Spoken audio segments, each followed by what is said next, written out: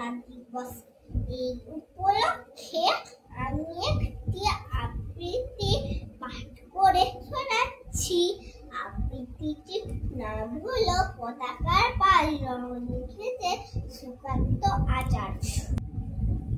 বলো তো দেখি পতাকায় মোদের কয়টি রং আছে?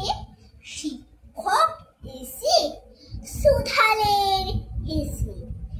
তৃতীয় শ্রেণীর কাছে একসাথে মিলে সব ছেলে বলে চিৎকার করে জোরে, তিনটি বর্ণ রয়েছে লাগানো জাতীয় পতাকা জুড়ে।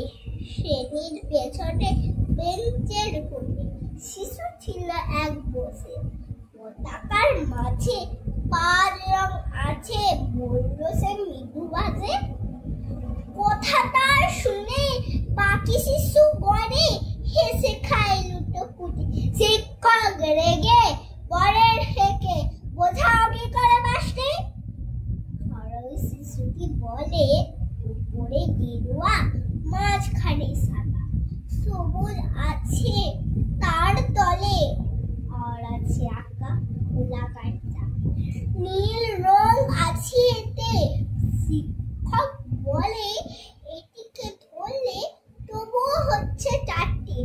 অপর শিশুটি বলল তখন, রং আছে আর এক, লাল লাল চোখ দাগ দেখা যায় ওই পতাকার মাঝে। বাবাকে যখন আনলে ওরা কফিনের ঢাকা খুলে, জড়ানো রয়েছে দেহখানা তার পতাকা আর ফুলে। রক্তের দাগে ছিল লাই চোখ ওই পতাকার মাঝে। এই নিয়ে মোট হলো 5টি। এবার তো ঠিক আছে? সরল শিশুটির জবাবখানি কাঁপিয়ে দিল মুখ।